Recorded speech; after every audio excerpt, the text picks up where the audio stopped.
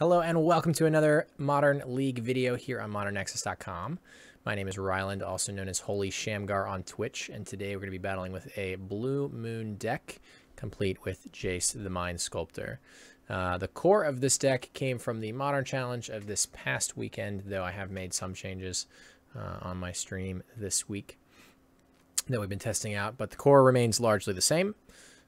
So credit to that Moto user that I unfortunately cannot remember the name of at the moment, but certainly you can see their list 6 and 2 on that Modern Challenge. But as I said, we are battling with a similar list today. Again,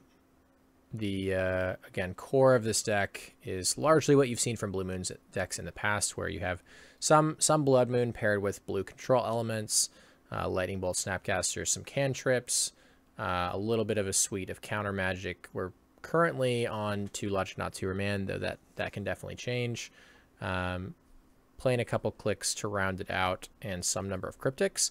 The biggest innovation, I guess, has been talked about a lot, I'd say, since the Jace unbanning.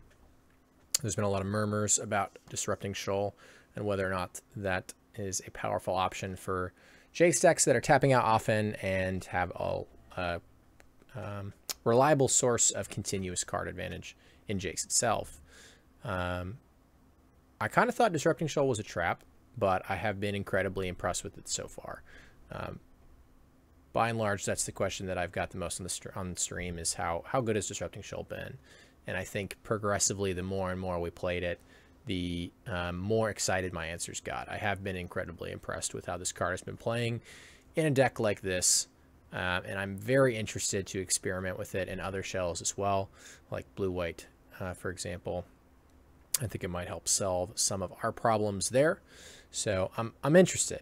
I'm not like 100% sure it's the way, but I think it will fit in some control strategies. So I'm really excited about it moving forward, and we'll see how the lists continue to develop to use the card. Maybe it'll fall out of favor, but we'll see.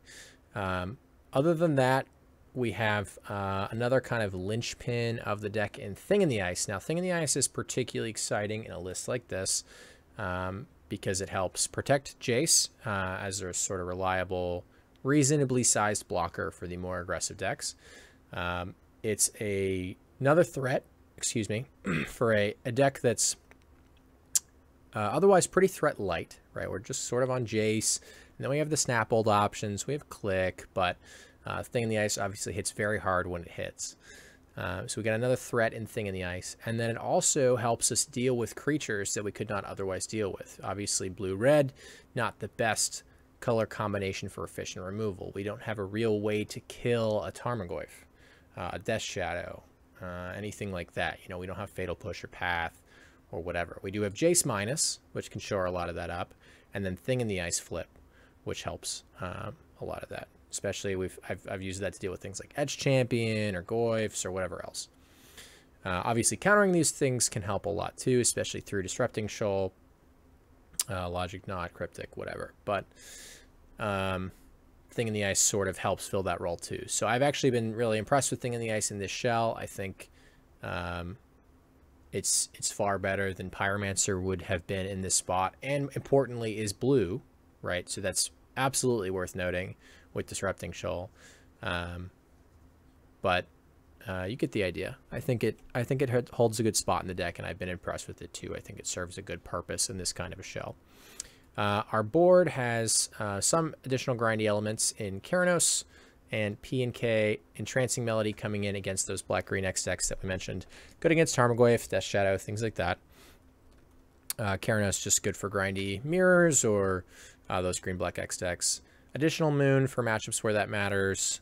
Braid for both matchups where artifacts matter and early creatures are coming down. Anger for those go-wide creature matchups. Surgical for any time you need some really reliable graveyard hate. We're not really ever doing any surgical shenanigans in most other matchups. It's really just when we need dedicated graveyard hate. Blue-red, obviously not the most efficient color combo for graveyard hate. We had some other options, Relic, things like that. But with Thing in the Ice in our deck, Snapcaster in our deck, interest in tapping out on some turns, I like Surgical over, say, Relic. Dispel and Negate sort of rounding out our counter suite as well. I don't know if 3 Dispel, 1 Negate will be the way moving forward, but I think it's a fine starting place. So that's the list we'll be battling with today. I have played 15 matches previous to this with this deck in the last few days, and had sort of middling results. I think 3-2 actually in all of the leagues thus far.